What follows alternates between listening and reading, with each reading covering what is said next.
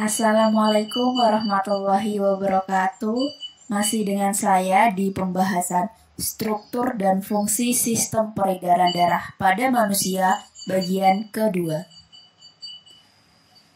Pada kesempatan kali ini kita akan belajar nih tentang bagaimana sih mekanisme sistem peredaran darah pada manusia, kemudian gangguan apa saja yang mungkin terjadi pada sistem peredaran darah manusia, dan teknologi-teknologi yang berkaitan dengan sistem peredaran darah manusia. Nah, sebelum kita belajar tentang mekanisme peredaran darah manusia, kita harus ingat-ingat lagi nih organ-organ penting apa saja yang berperan dalam sistem peredaran darah manusia, yaitu ada jantung dan ada pembuluh darah. Bisa diperhatikan di gambar bahwa jantung ini tersusun dari 4 ruang atau 4 lobus, di mana kita lihat di sisi kanan terlebih dahulu terdapat atrium kanan dan ventrikel kanan. Keduanya ini dibatasi oleh sebuah katup yang disebut sebagai katup tricuspidalis. Nah, kita lihat di bagian kiri ada atrium kiri dan ventrikel kiri. Keduanya juga dibatasi oleh katup yang disebut sebagai katup bicuspidalis. Nah, kita lihat di ventrikel kanan dan juga ada arteri pulmonalis. Ada sebuah katup nih yang memisahkan keduanya, yaitu sering disebut sebagai katup pulmonalis atau katup semilunar arteri paru-paru. Nah, setelah ada jantung, kita bahas tentang pembuluh darah. Di sana digambarkan bahwa pembuluh darah ini ada yang berwarna biru dan ada yang berwarna merah. Penggunaan warna ini memiliki maksud tersendiri, di mana pembuluh darah yang berwarna merah ini artinya bahwa pembuluh darah tersebut mengalirkan darah yang kaya akan oksigen, sedangkan pembuluh darah yang berwarna biru ini menandakan bahwa pembuluh darah tersebut mengalirkan darah yang kaya akan karbon dioksida.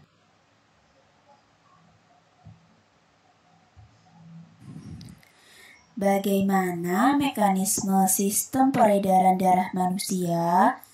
Mekanisme sistem peredaran darah pada manusia ada 2 macam, yaitu sistem peredaran darah pulmonalis atau sering kita sebut sebagai peredaran darah kecil, dan sistem peredaran darah sistemik atau peredaran darah besar.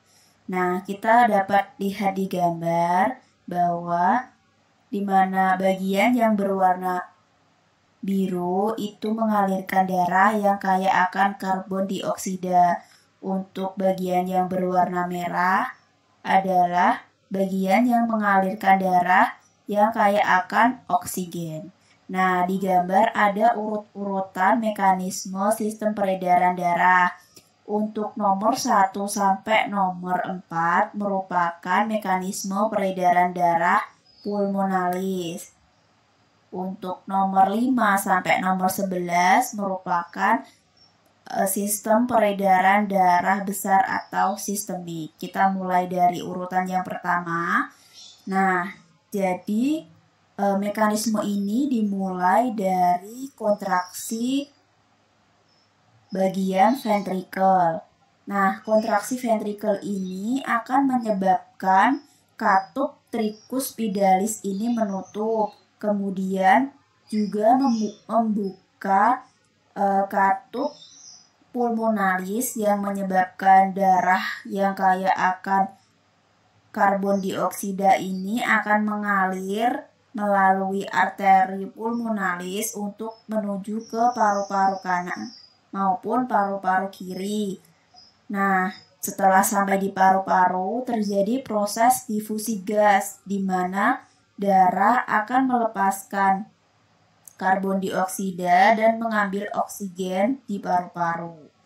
Nah, darah yang kaya oksigen ini akan dibawa oleh vena pulmonalis untuk menuju ke atrium kiri. Setelah darah yang kaya akan oksigen sampai ke atrium kiri, maka terjadi proses relaksasi dari ventrikel sehingga menyebabkan otot bikuspitalis ini mengalami pembukaan atau membuka, sehingga menyebabkan darah yang kaya oksigen ini mengalir menuju ke bagian ventrikel sebelah kiri. Kemudian darah ini akan masuk ke pembuluh aorta, kemudian dibawa ke arteri dan diedarkan ke seluruh tubuh, kecuali di paru-paru. Nah, darah akan melepaskan oksigen dan mengambil karbon dioksida dari seluruh jaringan tubuh. Kemudian, darah yang kaya karbon dioksida tadi akan dibawa oleh vena cava, baik vena cava inferior maupun vena cava superior untuk menuju ke bagian atrium kanan. Nah, begitulah proses terjadinya mekanisme sistem peredaran darah pada manusia.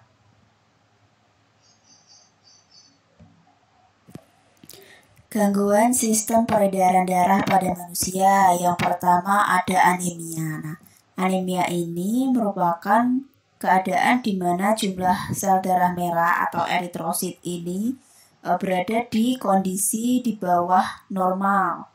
Nah, biasanya anemia terjadi karena kekurangan zat besi dalam makanan. Yang kedua ada varises. Varises ini merupakan pelebaran pembuluh darah vena. Biasanya itu terjadi pada anggota tubuh bawah, misalnya pada betis.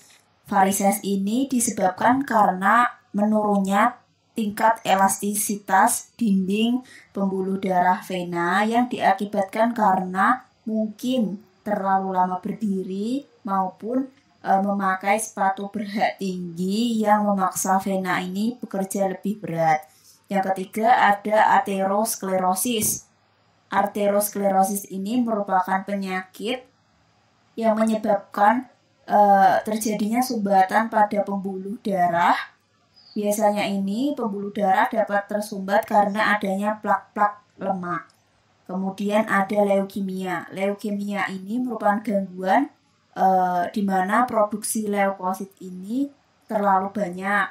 Kemudian ada hemofilia, di mana hemofilia ini merupakan gangguan yang terjadi akibat kegagalan proses pembekuan darah, di mana misalkan apabila seorang penderita hemofilia mengalami pendarahan, maka darah ini akan sulit membeku karena pada penderita hemofilia ini terjadi defisiensi faktor pembekuan darah. Kemudian ada trombus dan embolus. Kedua penyakit ini merupakan gangguan yang terjadi akibat penyumbatan pembuluh darah, di mana pada trombus ini tersumbat karena adanya gumpalan darah, sedangkan embolus merupakan penyumbatan akibat pecahan dari trombus itu yang mengalir ke bagian lain, misalnya ke bagian pembuluh darah yang lebih sempit,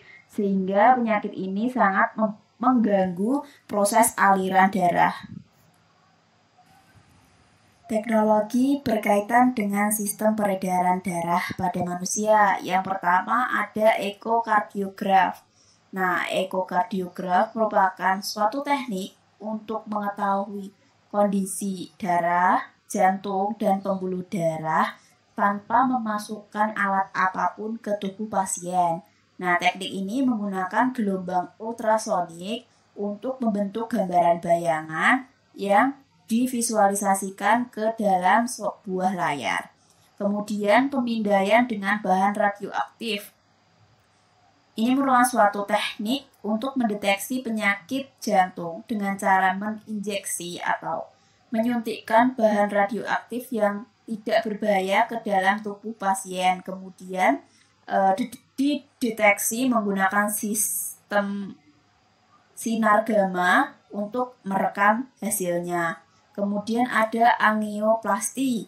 Angioplasti ini merupakan teknik untuk membuka aliran darah yang tersumbat oleh lemak atau bahan lain, di mana teknik ini menggunakan kateter yang dilengkapi sebuah balon, di mana akan memaksa pembuluh darah untuk terbuka dan plak-plak yang menyumbat ini akan terdorong keluar sehingga darah dapat kembali lagi mengalir dengan baik. Nah, setelah selesai, balon akan dikempiskan dan kemudian ditarik keluar.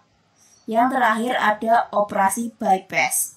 Nah, teknik ini merupakan teknik revaskularisasi atau pembuatan saluran baru melewati arteri koroner yang mengalami penyempitan atau penyumbatan. Nah, saluran baru ini dibuat dari saluran yang berasal dari arteri ataupun vena yang masih sehat dari bagian tubuh lain. Nah, arteri atau vena tersebut dicangkok atau dihubungkan dari aorta menuju ke jantung untuk menggantikan jalur arteri yang tadi mengalami penyempitan atau mengalami penyumbatan.